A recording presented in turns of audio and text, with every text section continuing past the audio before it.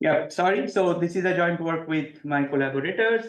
And now today's plan is to set the problem up, the hypothesis testing problem. We'll mention what sort of hypothesis we are testing. And then we'll talk about a particular type of test statistic, which is kind of universally can be applied, but not, it's like the usual one would not be tractable. So we will go for this sort of statistic, how a Gaussian approximation can help. And then we will talk about an bootstrap algorithm that can kind of enable whatever we are performing, the test, and then we show some simulation, some real data. And even though it's written in the future direction, the high dimensional, so this paper is under revision. So we have now been able to get some result in high dimensional. So I've added that and so I'll present that too. So that's the plan for today. So the setup as set up the problem is very simple, like because it's just a mean plus noise structure, but the error process, the EI that you see can be very general because EI you can have sort of nonlinear processes, and we will just assume something like a very general causal structure, like some epsilon I is the IID epsilon I that generated this EI. It's a multivariate vector, and the mean at every coordinate there is possibly a change. It's not necessary that every coordinate has to go through a change, but there is a location tau j for the jth coordinate where there is a change, and before the change the mean is mu L, and then after the change the mean is mu R. And the question we are asking here is whether the locations within the coordinates, like the change point locations within the coordinates, are synchronized or not. So the first change occurs at tau 1, second change occurs at tau 2, third change at tau 3, and so on. And we are asking whether tau 1 is equal to tau 2 or equal to tau d. Now, there are a few conventional things that I have to mention here. It is possible that there is, for a particular coordinate, there is no change in that coordinate in the mean process. In that case, you can just take the same mean, like in that case, for those coordinates, the jump or the difference between these two is allowed to be zero. So the jump is allowed to be zero. So in those coordinates, we just say like it's all synchronized with the other coordinate, because you can just pick any tau j from 1 to n for that particular coordinate. So is the setup clear? Like we have a hypothesis testing problem in hand. We want to test whether tau 1 is equal to tau 2 is equal to tau d.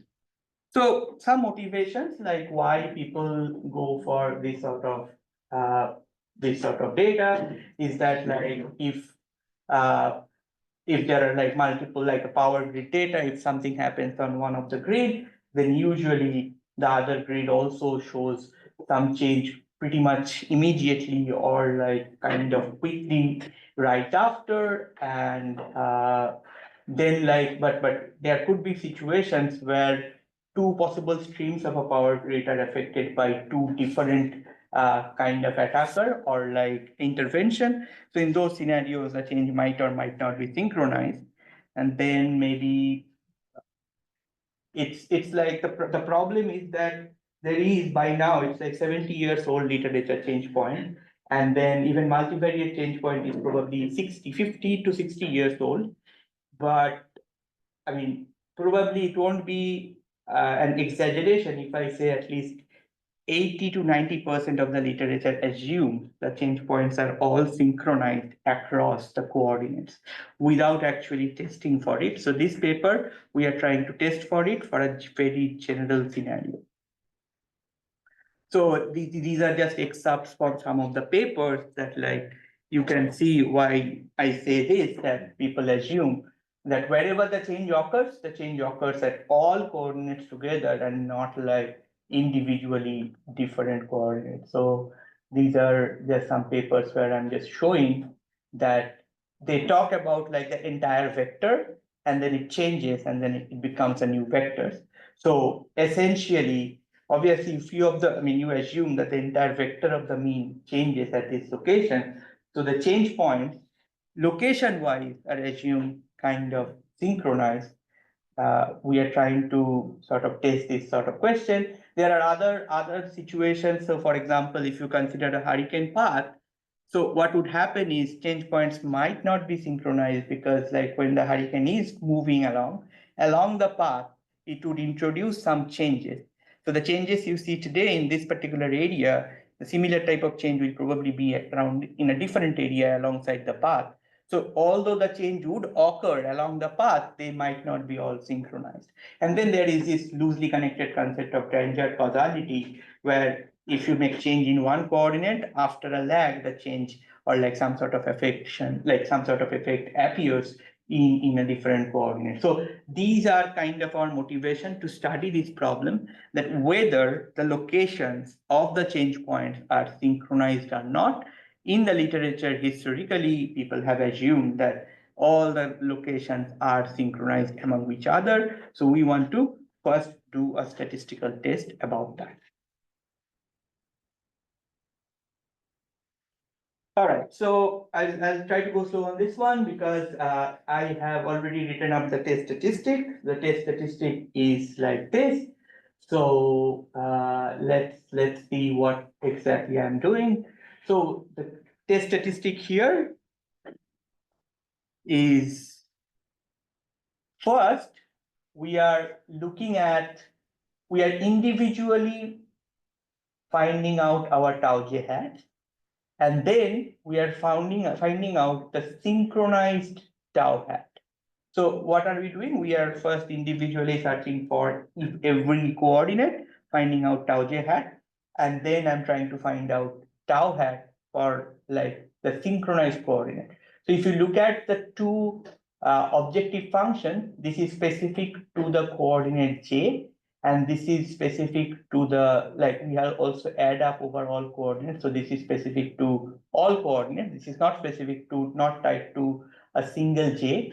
So this tau j hat is the usual Q sum type of test statistic, and this tau hat is the overall Q sum type test statistic. Why do I say overall? Because I'm maximizing this over j equals 1, like I'm summing up the contribution from all coordinates and then maximizing for the location. Here, however, I'm maximizing for every single location coordinate wise and finding out my tau j hat. Now this tau j hat and this tau hat, obviously tau j hat is a j specific statistic, and then tau hat is the overall statistic. So we kind of in our head, there is an intuition that these tau j hats probably should be close to each other if tau 1 equal to tau 2 equal to tau j holds, and they should all be again close to each other, like close to the number tau hat. But instead of using the actual quantities tau j hat and tau hat, and the reason is these numbers, tau j hat and tau hat, the distribution of these in multivariate is not very easy or tractable. And when you have a very general process of EI, these sort of things can be very hard to characterize. So instead of going via the numbers or the tau j hat and tau hat, instead we put this back and look at the maximized value at this optimal location, which is you are now looking at the maximum values of this tau j hat, like once you put them back. So the first term is giving you M1 plus M2 plus MD, where you have individually maximized them. And the second term is giving you the grand M, which is the overall maximum. It can be easily shown that this Tn has to be greater than or equal to 0, because you are in one of them you are individually maximizing, in the other one you are maximizing their sum. So obviously the sum of the individual maximizers is bigger than this one, and this Tn is greater than equal 0.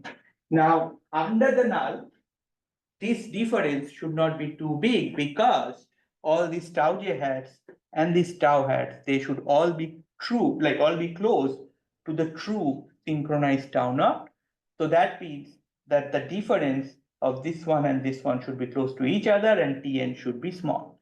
So this gives us a test statistic that if Tn comes out to be bigger than certain quantity, we would reject that, and then that is it. That is my test statistic. That's the simple analogy. We are maximizing it over the coordinates m1, m2, md, and then I'm subtracting the grand mg, where the objective function incorporates the sum of all coordinates. And this principle is specific, not specific to this test statistic. You can probably use it for many different other testing phenomena. So any question on this particular part? Because this is the way it's written, the Tn kind of does not tell you this m1 plus m2 plus md minus mg type of thing, but this is what we are trying to do. Like we individually maximize and then we subtract the grand maximum. This is always positive. Under the null should be small. So we need to find a nice cutoff value and then perform the test statistic. So now, obviously, we want to talk a little bit about like how general can I make my EIs? Like, can the EIs be anything, or what sort of assumptions do we have in EI? And this is typically a slide I have on many different presentations. Whenever I'm talking about this sort of functional dependence, I have this sort of slide just to introduce, or like kind of like introduce to the audience the type of generality we are working with. So you can start with an AR1 process, and then you can rewrite that as an infinite sum of these EIs. So instead of writing that as an infinite sum of EIs, now we are making that a non-linear causal process.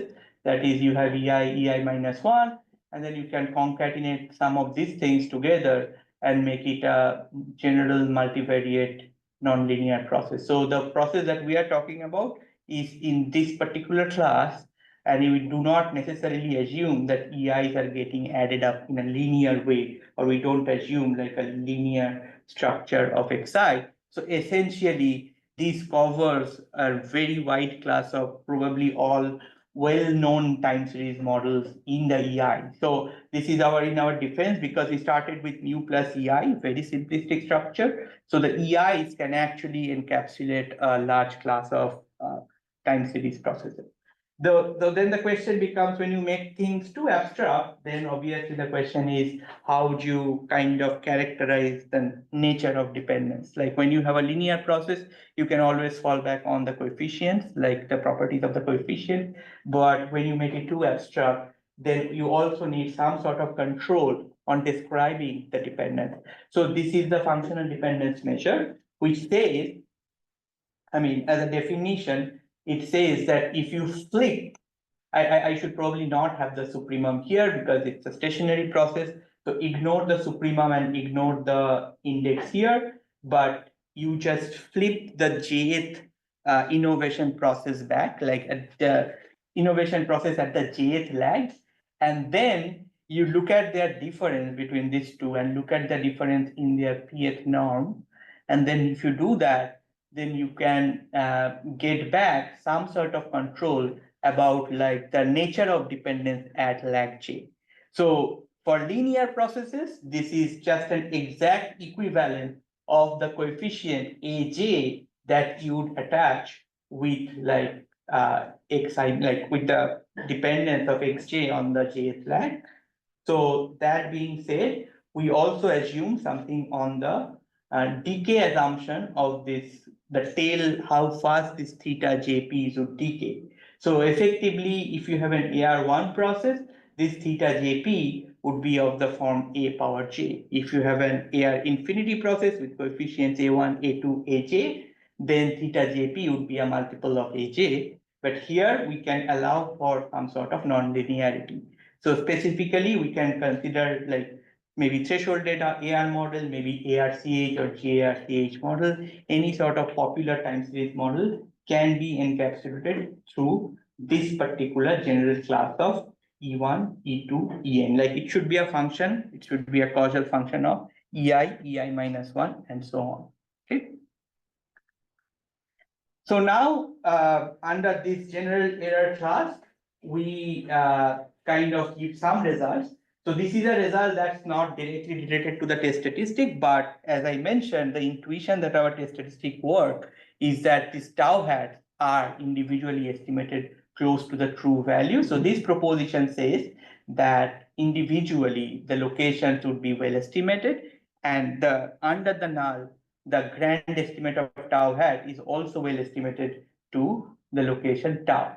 So using this proposition, we can prove that the test statistic that we are proposing is valid and consistent.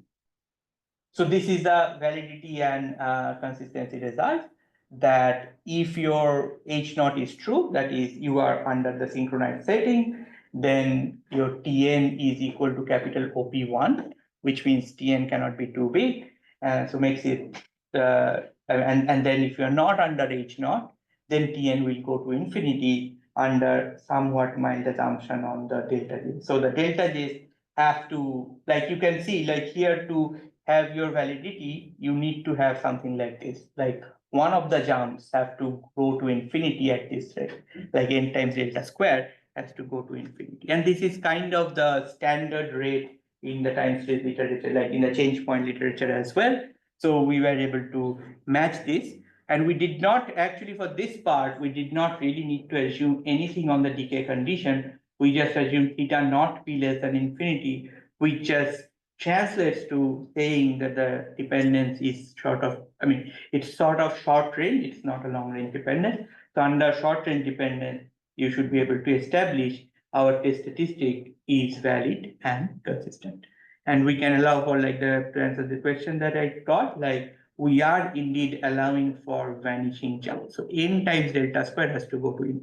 So now comes the question of like practically using our test statistic, because even under H naught, the general class that we have for EI, this test statistic is not very tractable. Like no one knows what should be the distribution of this quantity. Maybe if you do L2, something can be done, like a difference of chi-square between two chi-squares being differenced, and then maybe something can be done. But in L1, it's not really known exactly how this test statistic would behave. Although the key point is they are all based on like means and partial sums, but because of the unknown nature of this tau hat, this sort of statistic is not really known. You can't really have a nice null distribution for this.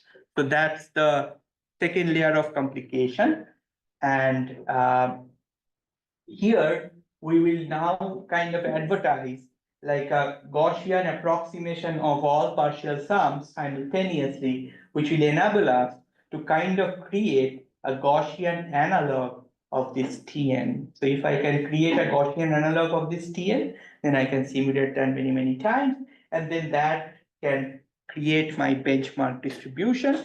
And then using that benchmark distribution, I can probably perform the test statistic. Okay, so the challenge lies is in the nature of the test statistic, that it is not very nice, that like we can't have a very nice benchmark distribution. So instead, we create a Gaussian analog so that I can use that Gaussian analog to simulate many of these TNZ, and then we can use that as a benchmark to perform my test statistic.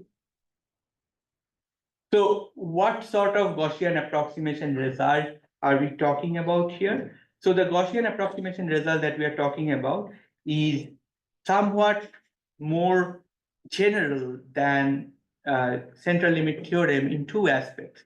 First, we are assuming that, we are only assuming p many finite moments. So we are assuming that these GIs have p many finite moments, and under the p many finite moments, we are able to achieve that every partial sum of this error process is close to an analogous Gaussian process with a rate of n to the power 1 over p. So this rate is slightly better than n power half.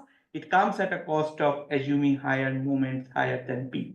But the more important part of this type of Gaussian approximation is that we are able to simultaneously control all possible partial sums. So not only Sn is normal, but also Sn minus 1, but also Sn minus 2, and so on. So simultaneously, I am able to control all possible partial sums and say that there is an analogous Gaussian distribution for which this rate simultaneously hold with this n to the power 1 over p rate. So these type of Gaussian approximations are again not new in the literature. They are known like as invariance principle, KMT type of approximation, and here we establish this result for a multivariate vector. So we only needed to assume that the covariance, like the sigma infinity matrix, which is the long run covariance matrix, is bounded away from zero. It's like somewhat positive definite.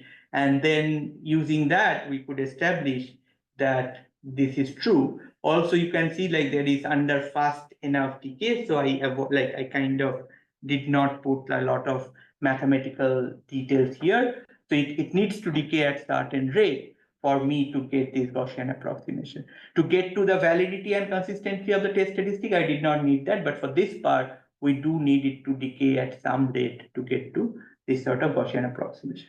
So what does this Gaussian approximation do? So typically, like, okay, there are some more details here, like theta ip is order of I power minus a. This is an assumption. And then we assume that, and I mean, the way this is done is you will not work on exactly SI, but you will enlarge your space and assume that there is another space where the distributions are the same with the true EI. And in that space, these are close to a normal distribution. All sort of probabilistic tools and all. So I don't want to talk about like why do we need that, why can't we just work on the same space, etc. Now, the main advantage of this GA, as I was just mentioning, that any linear statistic, give me any linear statistic, I can always approximate that by its corresponding Gaussian analog, because I can now come up with a Gaussian analog of all possible partial sum. So as long as your final test statistic is based on some linear form, I should be able to use the Gaussian approximation to approximate that linear statistic, even if that involves kind of a complicated expression which we don't know the distribution about to begin with. And then obviously one caveat is that knowledge of sigma infinity is needed because this calibrating GI might have the covariance of sigma infinity. So that's like a slight bit of a problem that we have to apply this, but we have a lot of results about estimating the long run covariance already. So we don't really worry too much about the second point. So now for this particular problem though, estimating sigma infinity also comes with a different challenge because when we estimate the sigma infinity, and there might be questions here and I'll answer that, like when we estimate the sigma infinity, because we would rather try to estimate sigma infinity under the alternative and not under the null. The question is, why do we do this? We can easily make our life much simple by assuming under null, because at the end of the day, we only want Tn's distribution under the null. But when we do a simple t-test, we always prefer in the denominator, like the sigma estimate, to be estimated under the alternative because that gives us better power. So drawing an analogy from that, we are doing it here. I mean, it's good that we were able to establish using this estimated sigma infinity. So this slide gives some details about how to estimate sigma infinity when you do not have synchronized mean. So even if you do not have synchronized mean, this particular slide tells you that agnostically we can estimate sigma that's close to the true sigma value with a good rate here. So we are kind of separating out like left part and the right part, and based on individual estimates, and then using that we are kind of creating our sigma k hat, like the k flag estimate. And once I have my sigma k hats, then I am adding the sigma k hats. So like a long run covariance is sum of the sigma I hats, but we are also incorporating a kernel based estimator to accumulate these things. And then this sigma infinity is kind of getting well estimated through this sigma hat. So this particular slide, this is a contribution that we had, is that in multivariate dimension, we were able to establish sigma in agnostic to synchronization. People have assumed synchronization, it makes our life simple, but this slide we were able to establish it agnostic to the sigma, like agnostic to the synchronization and to the jump. So we don't really care what is the jump, we still have a good rate of estimation sigma infinity. So if you have no jumps, it's an easy problem. If you have jumps, it's one layer difficulty. And if the jumps are not synchronized, it's a second layer difficulty. So in this slide, we are showing that how to estimate sigma if you both have jumps and the change point location might not be synchronized, how to estimate sigma. So now it's time to kind of give a visual summary of what we are doing. We start with the data. We estimate the synchronized tau, we estimate individual locations, and we estimate sigma hat through this agnostic method. Now, if we do see small jumps, we categorize them into a code, like into a set V0. If we see large jump, we categorize them in V1. Now, for like if we see a large jump, then we kind of have to estimate like the mean estimate here, and then we generate the zijs from the errors. And if we do see a small jump, we can directly use the xi's from directly use the xi's to generate my Gaussian analog here. So what I'm trying to say effectively is that if I do see large jump, we have to subtract the mean and then look at the residual. If we see small jump, we directly work with them. And then we create these residual vectors. And then using these residual vectors, we employ like our Gaussian approximation tool, how to construct it. And then these ZIs are the analogs of the residual. I add the residual back to the mean. So for small jumps, I do not add anything back, but for the large jump, we add the mui's. And then I create this xizs, which is the Gaussian analog of my new xi vector. It's just the mean part that we extracted and the Gaussian analog of the error part. And then once I do that, I can keep doing this many times to create different sets of test statistic T and S. Finally, I compute my empirical p-value by comparing my original test statistic with this T and S, like where exactly it lies in the spectrum. So this is our algorithm here. So then finally we are able to show that like this sort of bootstrap procedure approximately works, because this is the typical way people show like the validity of a bootstrap procedure, that if you change that quantized slightly, you are able to kind of conserve or like deserve the rough empirical level. So we are able to show this particular phenomena. And then yeah, so that's pretty much kind of closes this part of like our algorithm, sigma estimation, bootstrap algorithm, and then we have an informal theorem that shows the validity of the bootstrap procedure. So some simulation results. So I'll go quick on this because we want to spend some time on the real data set. But if we were trying to see like what happens when you have like a simple model with no jump, like as quite a few of you asked, like what happens if there's no jump versus 1 jump, 2 jumps, 3 jump, and 4 jumps. And then like we were trying to see based on that, how would my test statistic look like in different scenarios. So the results we are seeing is not, it's kind of consistent with what we believe.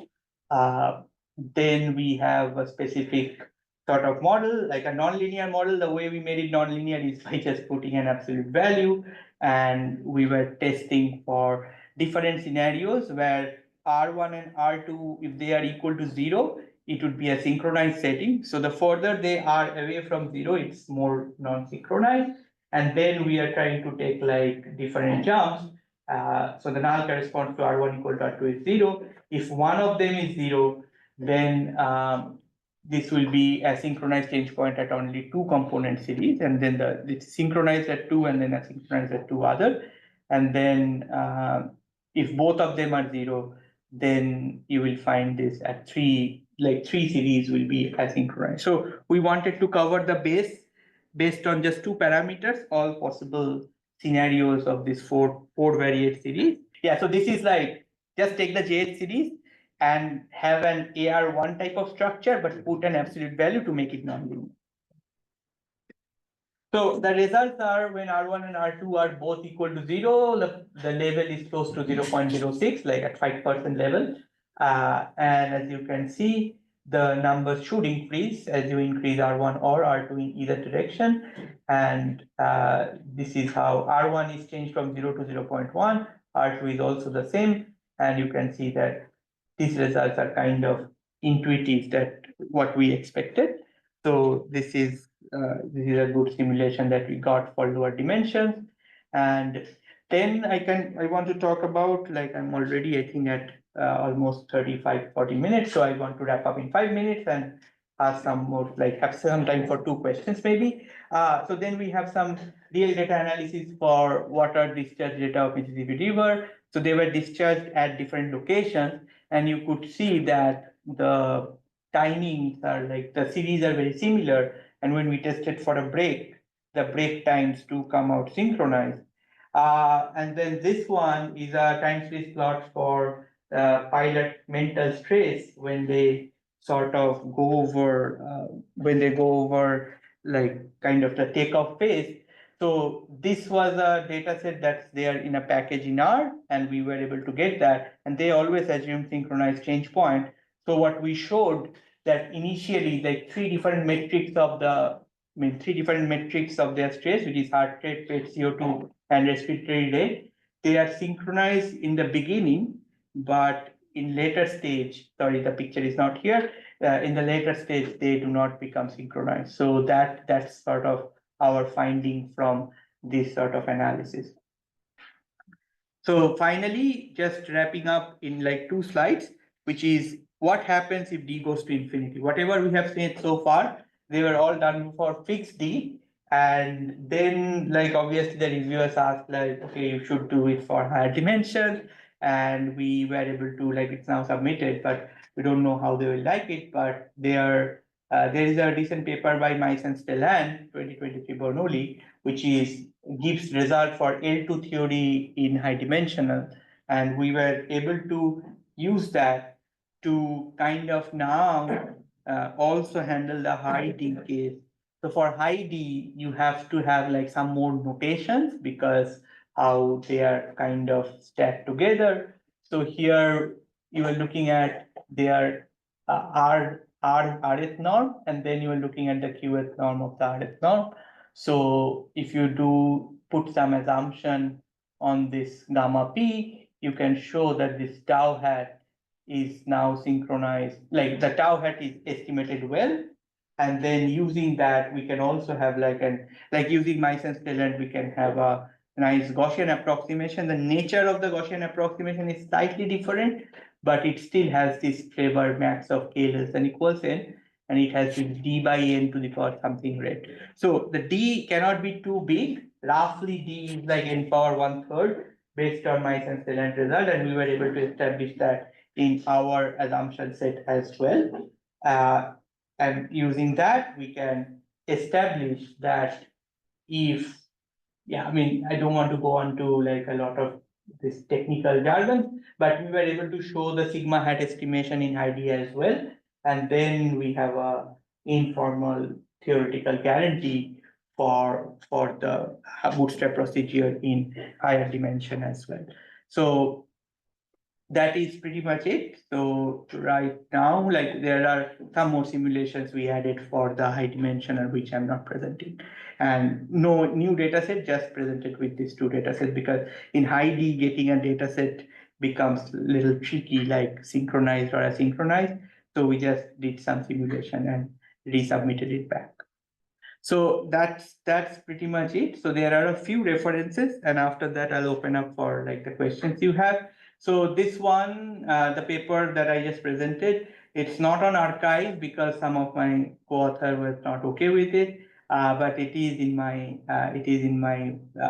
website. And then the Gaussian approximation, we said like some of the tools are similar to this recent paper we had last year. And then the multivariate version is an older paper that I had written with my advisor. And the Mice and Stellan paper that I just mentioned is a paper that came out 2 years ago in Bernoulli. So these are some of the references for some of the tools that we have used.